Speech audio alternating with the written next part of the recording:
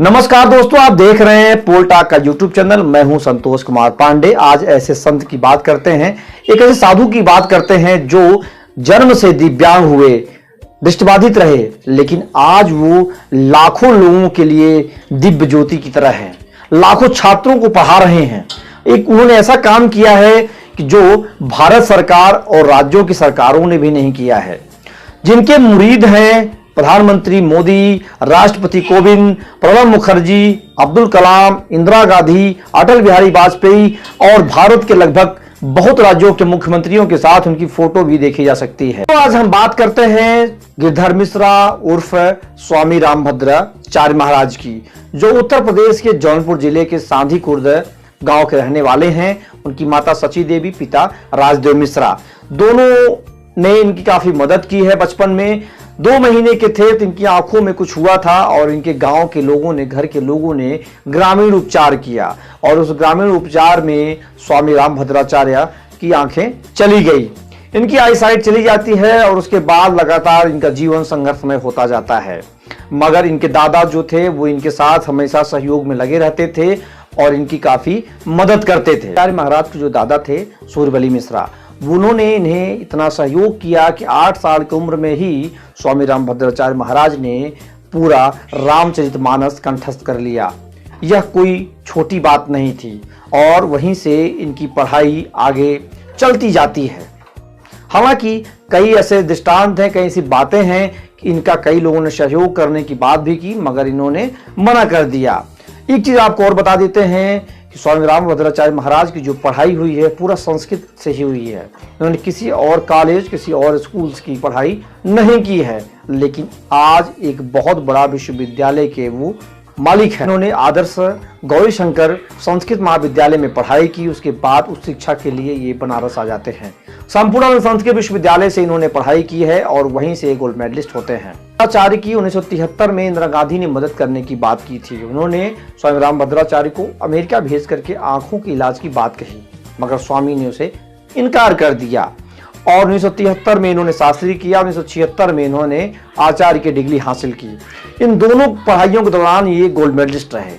इतना ही आसान नहीं था इनका जीवन, मगर ये जहां भी पढ़े वहां पर टॉपर रहे। राम प्रकाश त्रिपाठी ने इनको पीएचडी कराया 1981 में और ये पीएचडी हो जाते हैं। उसके बाद इन्हें डीलिट की उपाधि भी मिलती है। स्वामी रामभद्राचार्य का जो मामला है, जो बात है, वो किसी से छिपा नहीं है, लेकिन आज आपको हम इसलिए बताना चाहते हैं कि अभी चित्रकूट में पिछले दिनों प्रधानमंत्री नरेंद्र मोदी गए हुए थे और स्वामी रामभद्राचार्य से मिलने विशेष रूप से गए थे।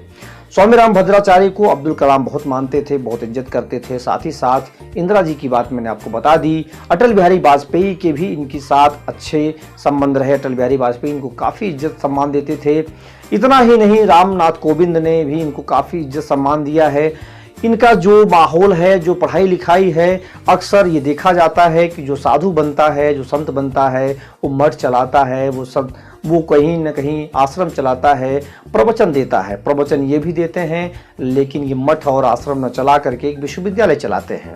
दिव्यांगों का पहला विश्वविद्यालय होगा वो, जहाँ पर इतनी तरह की पढ़ाइयाँ, इतनी तरह कोर्सेज चलते हैं। चित्रकूट में भारत सरकार ने भी शायद ऐसा कोई विश्वविद्यालय बनाया हो या किसी स्टेट की गवर्नमेंट ने बनाया हो, लेकिन उन्होंने इतना शानदार विश्वविद्यालय बनाया है जहाँ पे हजारों विद्यार्थियों के जीवन को ये पंख लगा रहे हैं। है मानवता ही मेरा मंदिर है, मैं इसका पुजारी हूँ। है विकलांग मेरे महेश्वर, मैं कृपा का भिखारी हूँ। इन्होंने ये बातें जो कही है, इन्होंने एक बात और कही है, परमारथ के कारणे साधु ने धरा शरीर। इन्होंने कहा है कि जो मैं साधु का जो मेरा शरीर है वो परमारथ के काम आएगा। पिछले साल आपने देखा होगा कई सारे ऐसे संत, ऐसे महात्मा जिन पर बहुत सारी बातें होती रही, वैसे में इनके ऊपर कभी कोई विवाद नहीं हुआ। स्वामी रामभद्राचार्य को पद्म विभूषण अवार्ड भी मिला है, जो भारत रत्न के बाद का है, उसे प्रणब मुखर्जी ने इन्हें दिया है। स्वामी रामभद्राचार्य जैसे लोग अगर देश में हो, दुनिया में हो, भारत में हो या राज्य में हो या समाज में हो, तो वो समाज को तोड़ते नहीं, जोड़ते हैं। इन्होंने दिव्यांगों के लिए बहुत बड़ा काम किया है। वैसे मैंने भी इनकी 2-3 प्रवचन सुने हैं। 2003 की बात है कि जौनपुर जिले के बटाऊबीर के पास एक मंदिर पर ये प्रवचन देने आया। इतना बड़ा नाम नहीं था, लेकिन इनका प्रवचन मैंने सुना था और इन्हें सारी चीज़ें कंठस्थ हैं। रामचरितमानस का एक एक दोहा इन्हें याद है। तो जौनपुर के इस लाल ने काफ़ी नाम कमाया है और साथ ही साथ इनके सामने कोई भी ऐसा नेता, कोई ऐसा मंत्री, कोई ऐसा संतरी, कोई ऐसा अधिकारी, कोई ऐसा जनता नहीं है जो इन्हें नमस्कार न करता हो। तो कामों को देखते हुए ही लोग इन्हें इतना सम्मान देते हैं। जो दादा थे सूरबली मिश्रा, वो मीराबाई के भक्त थे। तो लगता है कि कहीं न कहीं से संस्कारों का असर है। स्वामी राम भद्राचार्य जैसे दिव्यांग होने के बाद भी, जिन्हें समाज उन दिनों अपने पास नहीं रखता था, अपनी समाज में नहीं रखता था, ऐसा माना जा रहा था, कुछ जगहों पर देखा भी गया। अभी भी लोगों की मानसिकता को देखिए तो लगता है कि दिव्यांगों को वो अपने समाज का हिस्सा नहीं मानते हैं।